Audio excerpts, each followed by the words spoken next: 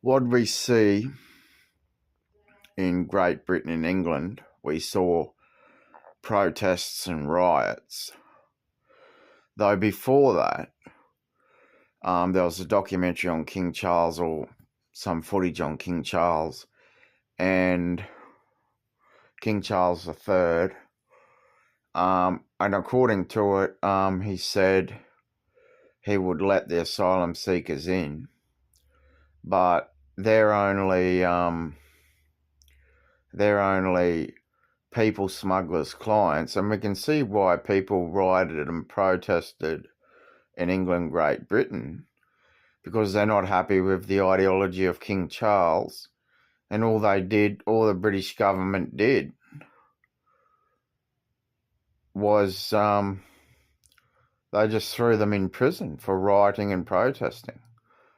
But it obviously shows how they're not happy with King Charles's government. But with that US base that was in England or Great Britain or whatever it's called, or realm of King Charles or whatever it's called, according to media reports, the US soldier that exited the US base without a visa, hit someone while driving a car, and the American government, or whatever they're called, the official name is United States of America. I don't know what their official name is. I haven't looked at it. But according to it, this US soldier that just left the base without a visa, they're claiming he's got diplomatic immunity, yet when an Australian was somehow driving on the wrong side of the road in America and caused an accident, they've thrown the Australian in prison. And I remember seeing a documentary before Sochi, before Putin invaded Ukraine and annexed Crimea and the other one.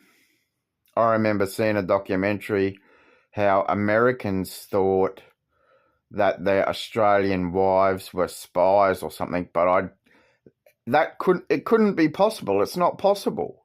It really is not possible that an Australian is spying in America. It's not possible. And so what happened in Ukraine, according to it, Americans were real paranoid about Australians. And there was an Australian who reported a robbery in America. Smart Traveller would have to put it on their website. Don't report any crimes in America, because you could be shot dead for being an Australian and reporting a crime. Because according to it, an Australian was shot dead in America for reporting a robbery crime or something by police in America. But my ex-wife told me, my ex-wife lives in Ryukyu with one of my abducted sons that she abducted and exited from Australia. I've got two sons and they both live in Ryukyu, and one was abducted and exited from Australia without consent, though my ex-wife, because according to the Fed, they're cracking down on people that are exited from Australia. For example, this Afghani lady that was exited by a partner or something. But my son was abducted, and he's an Australian citizen. He was born in Townsville, though he was abducted by my ex-wife, and she exited him from Australia, though according to federal law, she could be charged with exiting an Australian citizen.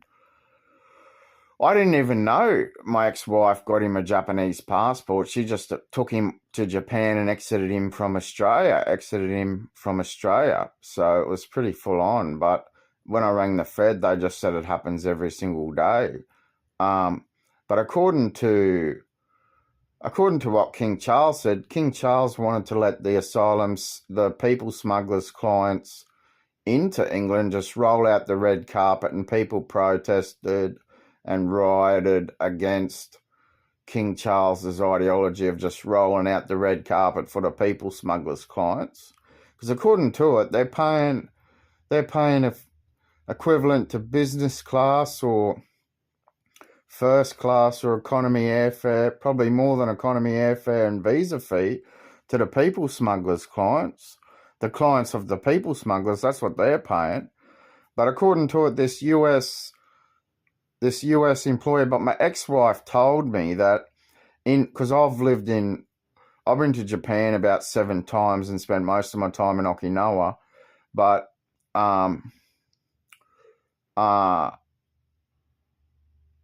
she told me about the US occupation in America, because they resent the occupation in America, and they protest and riot against the occupation in America.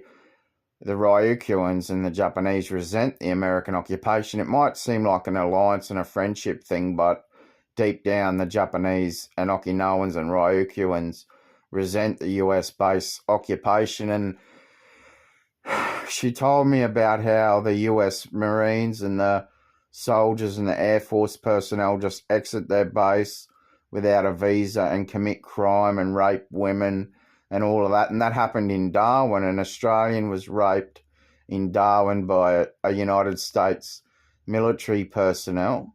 It happens all over the world. They're the same wherever they go. They murdered someone in England and they exited their base without a visa and had an accident. But yet when it happens to an Australian in America, they just threw the Australian in prison. Oh yeah, so when Sochi Olympics was going on, before that, America was broadcasting how their Australian wives were spying or something, but it's not possible that if an American married an Australian and they moved to America, it's not possible that their Australian spouse is spying in America. It's not possible to spy in America. It wouldn't be possible that an Australian married to an American would be spying in America. And it wasn't possible because I remember there was the Sochi Olympics on, and then Russia's invaded parts of Ukraine, and there was a broadcast on the TV about the Spetsnaz, whoever fired the S-300 missile, which was the Russian invaders of Ukraine, that said, oh, there's Australian spies on board. But that's not possible. It couldn't be possible that Australian spies are on board a civilian aviation airplane. It's not possible. That's what the Spetsnaz broadcast. They were wearing balaclavas and broadcast it right after they shot it down with the S-300 or something. And there's all the video footage of the S-300 going through the streets of Ukraine or something after the S-300 shot it down. But Trump also shot down a passenger jet in Iraq. US military forces shot down a passenger jet of Iran in Iraq with a similar air defense missile system or whatever they shot it down with. I don't know. But see, the return of Trump is only a war with Iran, and that's something we don't support. But it's true what my ex-wife said about the way the US military behave externally and how they just exit their base without a visa and rape women and all of that. And they're saying this military soldier in England that murdered someone with their car has got diplomatic immunity or something without a visa. They're saying all US military personnel across the planet have diplomatic immunity if they're off their base. So that's one thing to note. It's probably good to note that but they're saying they got diplomatic immunity wherever they go. But surely it would be once they've exited their base, they'd have to be on a visa and with a passport and all of that. They'd have to be stamped by an immigration official when they exit their base. But the same thing happens in Ryukyu, Okinawa, and all over the world. You hear of US military personnel raping people and having car accidents and all sorts of things.